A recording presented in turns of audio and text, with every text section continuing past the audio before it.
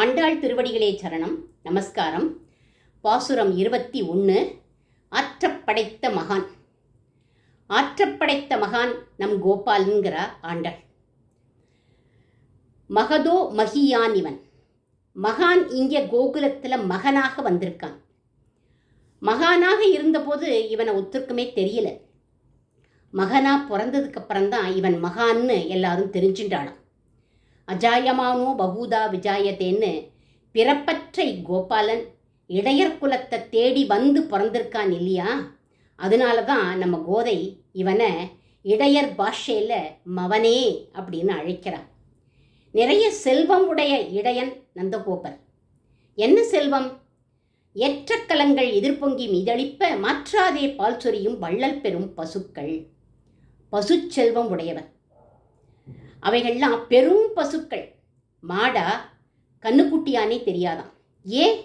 கிருஷ்ண ஸ்பரிசத்தில் வளர்ந்த பசுக்கள் இவைகளை மேய்க்கிறதுக்கு கோப குழந்தைகளோட டெய்லி போவான்.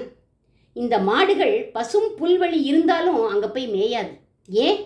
கோபாலனோட குழல் ஓசையிலேயே சொக்கி போய் நின்றுட்டுருக்குமா. மேயணும்னே தோணாவான். கறவையின் கணங்கள் கூடு துறந்து செவியாட்ட கில்லாவேங்கிறார் பெரியாழ்வார் கூட. புல் சாப்பிடலைன்னா இழைச்சி போயிடாதோ? நாளுக்கு நாள் பெரும் பசுக்களா பெருத்து நிற்கிறது. நல்ல புஷ்டியோடு இருக்கு. ஏன்னா போஷணம் ததா அனுகிரக. புஷ்டி கோபாலனுடைய அனுகிரகத்தினால கிடைச்சதாம். குழல் ஓசையை மேஞ்சப்புறம் தண்ணி குடிக்கணுமே, எங்கே போகும்? வியத்தியஸ்த பாதம். கண்ணனுடைய திருவடியை தங்களோட நாக்கால நக்கும். அதுதான் ஜலபானம். மேய்ஞ்சாச்சு, தண்ணி குடிச்சாச்சு.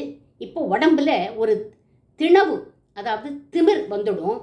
எங்கேயாவது போய் சொரிஞ்சுக்கணும் போல தோணுமா. எங்கே போகும்? கோபாலன் பின்னால் நின்றுட்டு தானே சொரிஞ்சுக்கும்.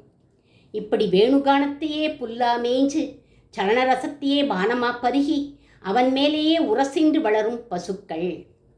இதுகள்கிட்டேந்து வரக்கூடிய பால் என்ன ரசம்? கிருஷ்ண ரசம். இந்த ரசத்தை கோகுலவாசிகள் சாப்பிட்றா. இதை சாப்பிட்ட அவா எப்படி இருக்கா தெரியுமா? உக்காண்டா கோபாலா, நின்னா கோபாலா, எழுந்தா கோபாலா, நடந்தா கோபாலான்னு எப்பவும் சொல்லின்னு இருக்கா. பாலோட கிருஷ்ண பக்தியையும் சேர்த்து கொடுக்கக்கூடிய சக்தி இருந்ததுனால இந்த பசுக்களை எல்லாம் வள்ளல் பெறும் பசுக்கள் அப்படிங்கிறா நம்ம கோதை. கோபாலனுடைய குணத்தை பாடக்கூடிய மகான்கள் தான் வள்ளல் பெறும் பசுக்கள் அப்படிங்கிறார்கள் கோபிகைகள்லாம். தவகதாமிருதம் கிருஷ்ணா தப்த ஜீவனம் கவி பிரீடிதம் கிருஷ்ணா கல்மஷாபகம் ஸ்ரவணமங்களம் கிருஷ்ணா ஸ்ரீமதாததம் புவி கிருணந்திதே கிருஷ்ணா பூரிதா ஜனா. ஞானப்பால் கொடுக்கும் வள்ளல்கள்னு கோபிகா கீதத்தில் இந்த மகான்களை கொண்டாடுறார்கள். இந்த பசுக்களுக்கு கபடு சூது தெரியாது. நான்ஸ்டாப்பாக பாலை சொரியும். பால் சுரக்கும்னு சொல்லலாம் இல்லையா? சொரியும்ங்கிறாளேன்னா மழை பெய்யறதுன்னு சொல்லாமல் கொட்டுறதுன்னு நம்மளாம் சொல்கிறோமே, அது மாதிரி. மாற்றாதே பால் சொரியும் வள்ளல் பெறும் பசுக்கள். தன்னோட கண்ணுக்குட்டிக்கும் கோபாலனுக்கும் வேற்றுமையே பார்க்காது. கோபாலனும் நம்ம குழந்தை தானேன்னு நினச்சிக்குமா. இந்த கோமாதாவை கோபாலனும் அம்மா அப்படின்னு ஏற்றுப்பான். பசுக்களுக்கு ஏற்ற கலங்கள் அப்படின்னா பெரிய பாத்திரம். அவைகளில் எதிர்பொங்கி மீதளிப்ப கறக்கிற வேகத்தில் பால் பீரிட்டு பொங்கி வழியிற காட்சியை நம்ம கோதை அழகாக கண் முன்னாடி கொண்டு நிறுத்திட்டா. இப்படிப்பட்ட பசுக்கள் 1-2 இல்லை, நந்தகோபர்கிட்ட 7 லட்சம் பசுக்கள். பசுச்செல்வம் உடைய நந்தகோபாலனின் மகான் நம் கோபாலன். இன்றைக்கும் கோகுலத்தில் 14,000 பசுக்கள் இருக்கு. அதுக்கு நந்த கோஷ்டம்னே பேர். கோபாலன்கிற பசு யுத்த களத்தில் அர்ஜுனன்கிற கண்ணுக்குட்டிக்கு சொரிந்த பால்தான் 700 ஸ்லோகங்கள்.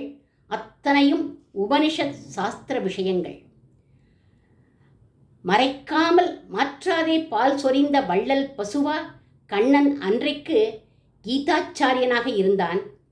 பிற்காலத்தில் யுத்த பூமியில் கோபாலன் பண்ண போகும் இந்த காரியத்தை நினச்சி தான் முன்னாடியே கோகுலத்தில் இவனை இப்படி வள்ளல் பெரும் பசுவா பாடினாளோ நம்ம கோதை அப்படின்னு சொல்லி வியாக்கியானம் பண்ணுவார்கள் நம் பூர்வர்கள். ஆண்டாள் திருவடிகளே சரணம்.